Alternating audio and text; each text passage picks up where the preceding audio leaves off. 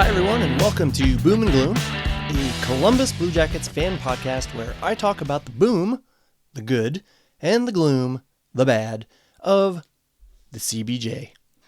I am your host, Anthony.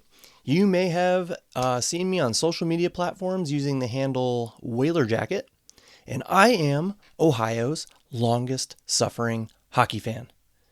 Nobody has watched hockey as long as I have, as a Blue Jackets and Hartford Whalers fan, and has seen as little success for my favorite teams as I have. I firmly believe I am the longest suffering hockey fan, maybe even in the entire Midwest United States. I honestly don't think that's as crazy as it sounds. Now, I say all that for any new listeners who might be tuning in for the first time, so you can learn a little bit about who I am. But for all you returning listeners, welcome back and thank you. Thank you for joining me today. It has been a while. Summer is finally over. Fall has moved in, and with that, hockey season.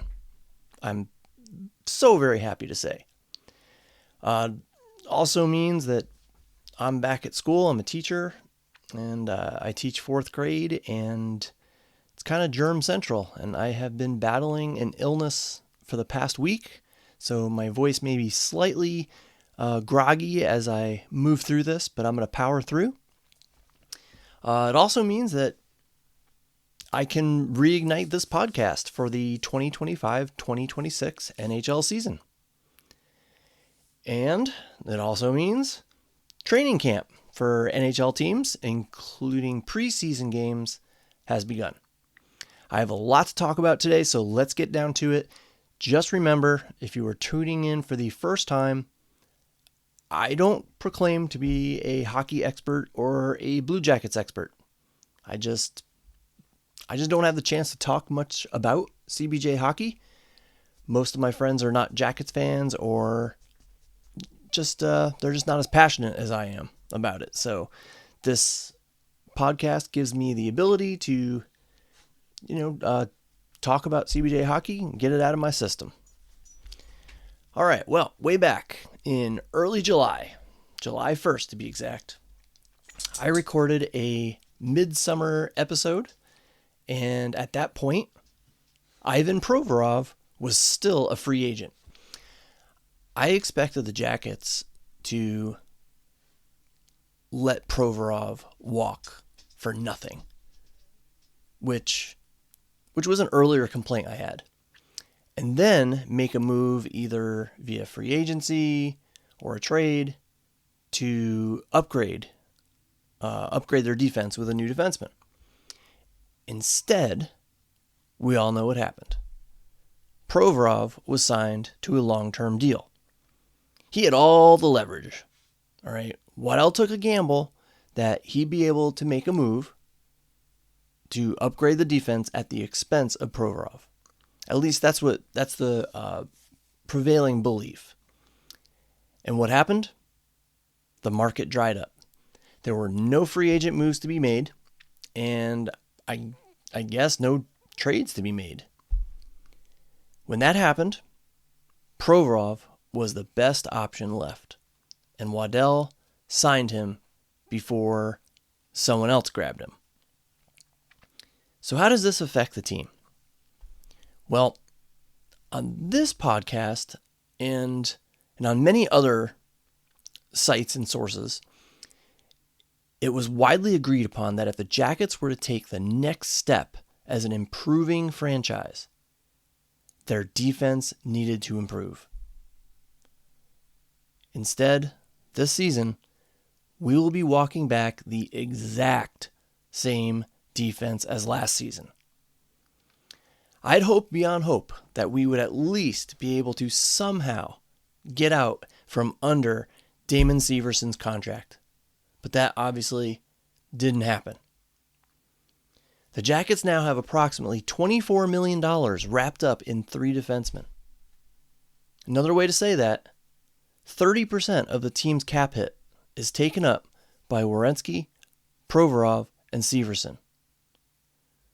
Now, Werenski, I have no problem with. He is worth every penny. But the Jackets are overpaying for the other two. Severson, obviously, more so than Provorov. I just think that is just way too much for a team rolling back the exact same defense without getting some kind of jolt from a new arrival to the top six. Now, this could work out in the end because we have all heard the stories about what a tight-knit group this is. And now this team is allowed to continue improving as a cohesive unit and continue to develop the already good chemistry they have. My question is it enough? Is it enough to improve enough to vault over one of the 8 teams in the East who made the playoffs last year? I mean, last season, the Jackets' offense was amazing. Like, franchise record-setting good. Their offense bailed out their defense.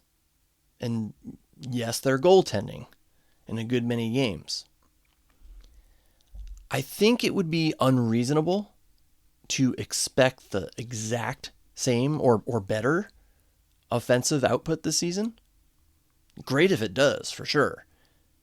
But there were so many forwards who last year had career years. The odds or law of averages or whatever you want to call it, it suggests that one or more of those players will regress. Is Fantilli going to put up 31 goals again? Marchenko too? Can we really expect Matthew Olivier to knock on the door of 20 goals again? It just seems unlikely to me. Possible, but unlikely. Therefore, can the Jackets' defense improve enough with only increased experience and chemistry? That is a question I think is going to be near the top of the list for this season. Well, what else happened between July 1st and now? Well, Yegor Chinakhov. He requested a trade. And when I heard this, I was ticked. I mean, this guy can't even stay healthy for a full season, and he is complaining about the way he was handled last year. And let's not forget, he started the season in the top 6. Then he got injured for the equivalent of forever. And I don't have it in front of me, but I think it was like something like 46 games or something. And he has the nerve to say he was not given enough opportunity last season. To me, that reeks of a bad teammate. You see, the Jackets were experiencing success without you. You're trying to work your way back after a very long absence. And when you were given the chance to play, you rack up a grand total of 1 assist, and you look rusty. So that's supposed to make the coach think, I'm gonna give him more ice time. No, that's not how it works. Now, devil's advocate here. Luke Kunin was given plenty of opportunities and racked up a whopping no goals, no assists, no points, and I think a -4. So I guess you could argue that Dean Evison could have substituted Chinny for Kunin, but Kunin didn't play during that last stretch of the season either. Quite simply, Chinakhov, you didn't earn it. Instead of going public with a trade request, how about sitting down privately with your coach and discussing this, or with your GM? Chinakhov mentioned that the coach didn't keep him in the loop or explain things properly, something like that. But to that, I would argue, Chinakhov is still learning English. Maybe something was lost in translation along the way. Regardless, I sided wholeheartedly with the Jackets. But I felt they should not trade him unless they got a top 6 winger with high potential in return.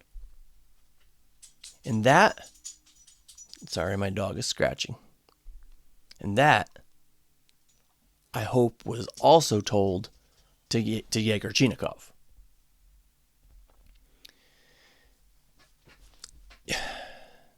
You think you deserve top 6 minutes? Well, fine. We'll try to accommodate your request, but we need a top 6 winger in return. I bet if that happened, it was a little bit of an eye-opener for Chinny. If a deal could not be found, maybe that says what the Jackets said. You are not a top 6 winger. Yet. Because we can't find a trade partner to give us the value you feel that you have. You were a top 6 winger temporarily before you were injured.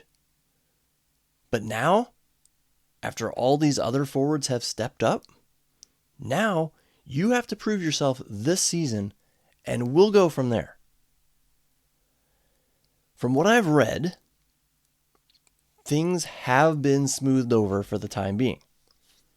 Chinakhov stated from the beginning he was never going to hold out, and he was going to report to camp and work his butt off, and I respect that.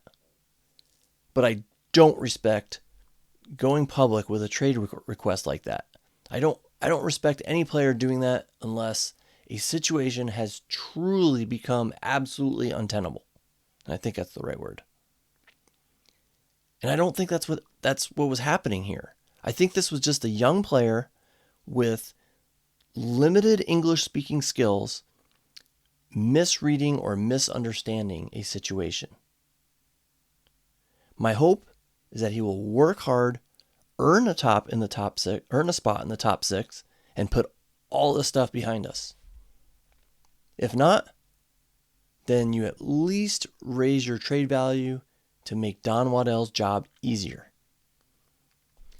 Now, so far, he's been playing with a few different sets of line mates, none of which we would normally consider to be top 6 players. But it's still early. It's only the preseason, and all that can change in an instant. And speaking of lines, defensive pairs, as of now, seem to be Werenski-Fabro, which we expected. But the second pairing seems to be Provorov and Severson.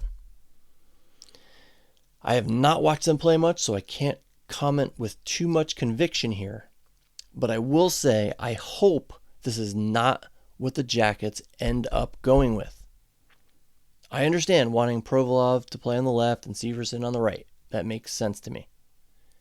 But putting those two together would be a mistake, going off of what I've seen the last 2 seasons. Both of them, especially Severson, make too many mistakes. And if you put them together, that will just compound things. It'll just magnify things. Denton Matejchuk needs to be on the second pair. Understandably, he is still injured, so maybe this, what we're seeing now, is a temporary thing for the preseason. But if that is truly what Evason is thinking, Severson on the second pair with Provi, and Matejchuk would be with Goodbranson on the third pair, then, yeah, me no likey on that.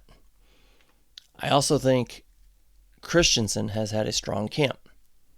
I would think that he beats out Damon Hunt as the 7th defenseman, or, sorry, I gotta say it, as the 6th defenseman, and Severson takes a seat on the bench until he proves he has earned a spot among the top 6. All right, the other big news, and I say big because this guy is freaking huge. The Jackets acquired Ivan Fedotov from the Flyers for a 6th-round draft pick, and this happened a few weeks ago. I will admit that I was very underwhelmed by this move. When the Jackets traded 6'5" Daniil Tarasov to Florida, I hoped they would use the opportunity to bring in a sturdy veteran to act as a buffer between Columbus and Cleveland, when there was the inevitable injury to Jet or Elvis. But then they brought in what I called Tarasov 2.0. 6'7", 2 inches taller, but with a similarly disappointing record in the NHL. I admit, I was not pleased with this move. But after watching him play in the preseason and reading more about him, I've kind of walked that back. I want to give the guy his chance. This is a great opportunity for him, and I hope he takes it and runs with it. And let's not forget, all right? Let's not forget what happened the last time the Flyers traded the Jackets a goaltender they deemed expendable. Yeah, that goaltender won 2 Vezina trophies with the CBJ. I'm, of course, talking about Sergei Bobrovsky. Speaking of whom, I think back to when the Jackets did not want to pay Bob what he wanted, and ended up letting him walk and ultimately signing with Florida. There were a lot, okay? There were a lot of people out there, a lot of fans who thought the Panthers were way overpaying him and that they were making a huge mistake to invest $10 million a year in a goaltender. Well, how did that work out? 2 Stanley Cups so far. If you were in that camp, how do you feel now? And I don't mean that in a snarky way. Right? I genuinely mean it. Like, looking back, knowing that he would backstop a team to 2 Stanley Cups and remain in the upper echelon of, did I say that right? Echelon? Upper echelon of NHL goalies. Would you have preferred the Jackets have kept him? For me, there are just too many unknowns and intangibles to say I think we should have signed him. At the time, it was a ridiculous, maybe even ludicrous amount of money for a goaltender on a team that, despite the playoff victory against Tampa, was still trying to establish itself as a competitive team year in, year out.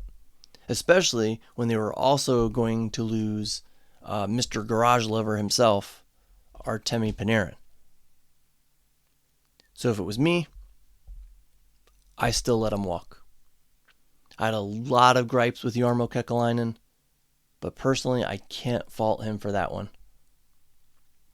But back to Fedotov, he was just sent down to the minors, and I noticed a lot of fans online questioning that move. Some suggested, like the good folks at the Union in Blue, that he earned a longer look. Maybe even suggesting that he should be considered ahead of Elvis Merzlikins or even Jet Greaves. Anyone thinking that, let me just say, back it up just a little. Let's not jump to conclusions based on training camp and 2 preseason appearances totaling, I think, 4 periods of play. Yes, he looked good against the training camp rosters of other teams. Let's not forget that. These aren't real NHL games yet. And he was brought in to be 3rd on the depth chart. For now, let's just let him be third on the depth chart. Then, if he starts dominating in Cleveland and warrants another look with the big club, you call him up. If Elvis and or Jet begin to struggle, yeah, call him up. Yes, you'd have to deal with waivers, but let me put it a different way. How many seasons has Elvis played where he did not miss any time with injuries or illnesses or fatigue or personal reasons? I don't have the information in front of me, but I believe it is 0. If history has taught us anything about Elvis Merzlikins, he is going to miss some time this season. And of course, Jet may get injured or sick at some point too. When that happens, you bring up Fedotov and you see what he can do. But to gripe right now, after 4 periods of preseason play, I just think that's silly. That's looking for drama where there is none. Cleveland's about to start their camp. Let's see how Fedotov does as the number 1 on our AHL team and go from there. All right, what else? Have you ever been to puckpedia.com? Well, I've found myself visiting a lot and learning all kinds of interesting facts about the Jackets players' salaries and contract situations. It is a fantastic resource, a time suck for sure. I want to share with you some of the interesting facts that I've learned. Like, Sean Monahan has the highest salary among forwards. Seems to make sense. Do you know who has the second highest? I was surprised to learn it is Charlie Coyle. Newly acquired Charlie Coyle. 36-year-old Charlie Coyle. For 1 season. He's going to be a free agent at the end of this one. And who's third? Third highest salary among forwards? Dmitry Voronkov. Now, you can look at this a couple of different ways. It means there is a lot of young talent on this team, which is a good thing. The Jackets were 1 win from the playoffs last season and have the 3rd lowest cap hit in the league. The only 2 teams that have more cap space than the CBJ are Chicago and Anaheim, who currently has the most.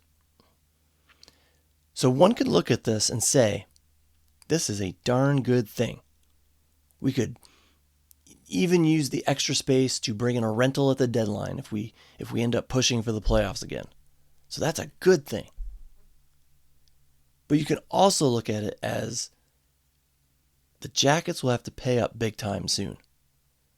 So that cap space is going to dwindle quickly, especially with the likes of the defensive contracts I spoke about earlier. After this season, Boone Jenner is a unrestricted free agent. I can't see the Jackets letting him walk. He's going to be a career Jacket. And I have no problem with that. I just fear he's going to be overpaid. Then you have Fantilli, Sillinger, Chinakhov, all restricted free agents. You could argue that all 3 may end up deserving a big raise, depending on how this season plays out. You also have Coyle, Aston Reese, and Putia as restricted free agents. Goodbranson as well. Then, get this. The season after that, so we're talking 27-28 now, restricted free agents are Marchenko, Kent Johnson, Voronkov, and Matejchuk. Yikes. That could be a bank breaker crop of players right there. The Jackets may need that cap space more than any team in the league right now. And sure, lots can change between then and now, But you know, Don Waddell and management are well aware of this. A lot of players are going to be demanding a big payday if they continue to develop the way we hope and, dare I say, expect. Other things I learned at Puckpedia: Damon Severson has a full no-trade clause until 27-28, when it becomes a partial no-trade clause. Have I ever mentioned how much I hate that Yarmo signing? No, I'm kidding. I have railed on about it many times.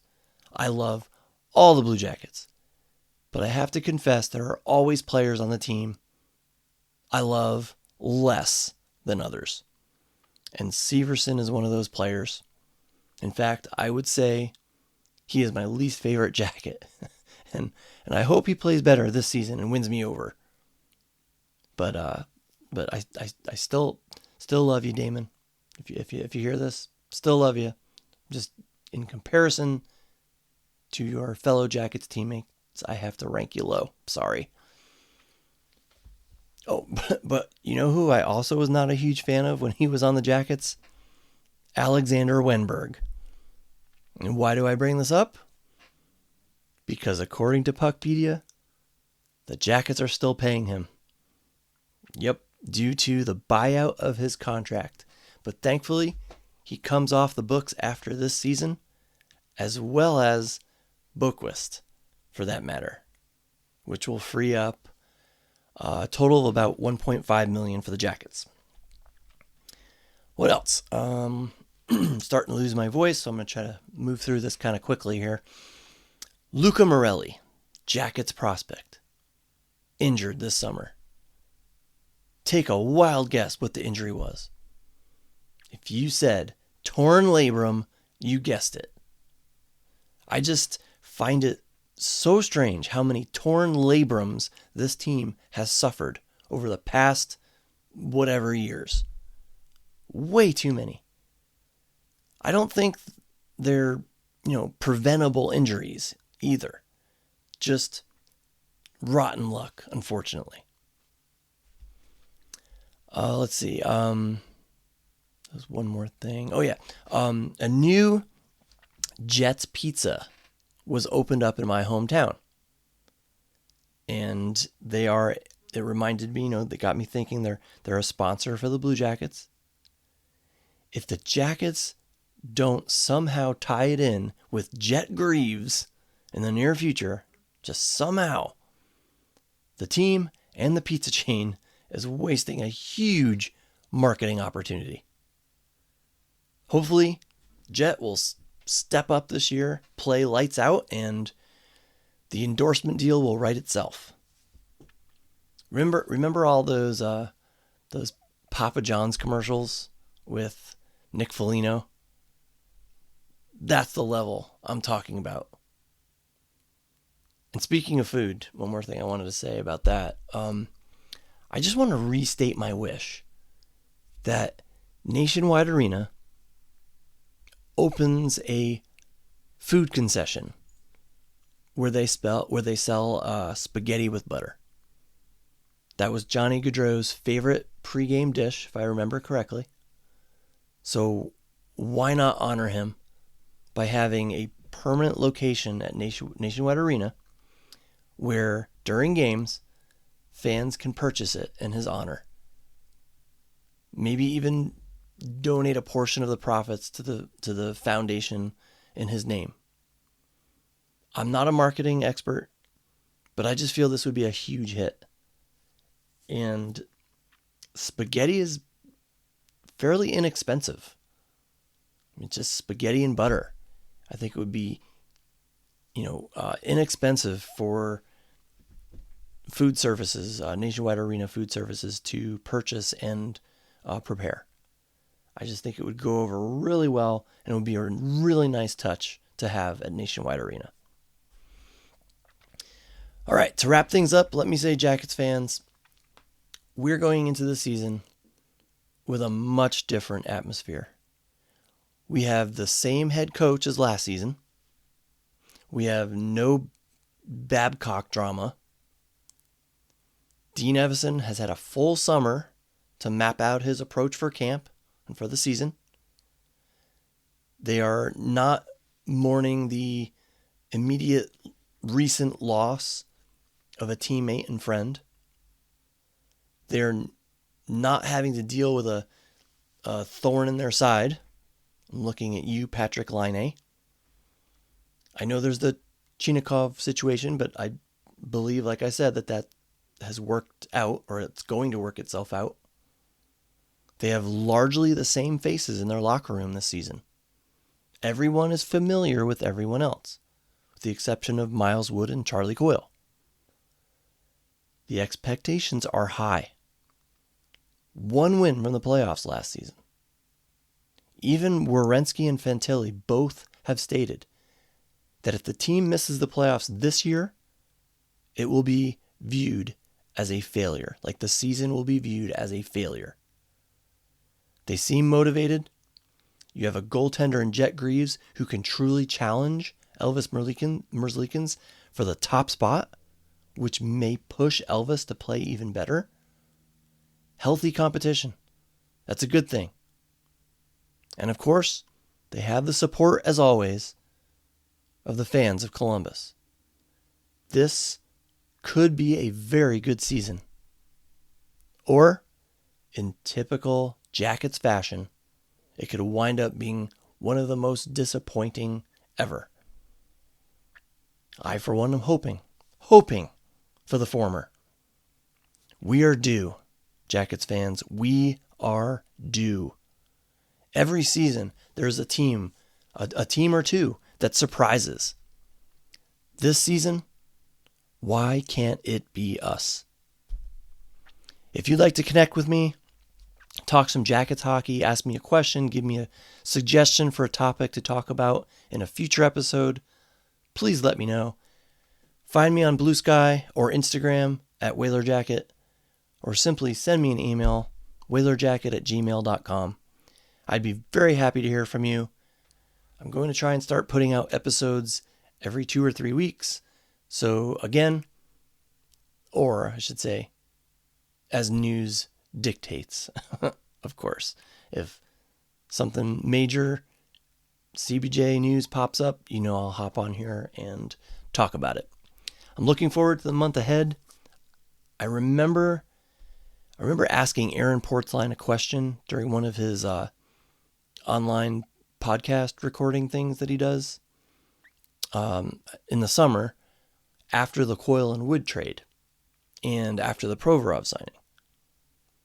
I asked him, if you were a betting man, would you put money on the Jackets making another change to their lineup before the season starts? He said that he predicted the Jackets would make another move. Turns out, that really didn't happen. Sure, you can say Fedotov was acquired, but that, at least for the start of the season, is an AHL signing. So, for better or worse, Jackets fans, this is our team. Excited to get this thing started. Take care, everyone. See you next time. Go Jackets.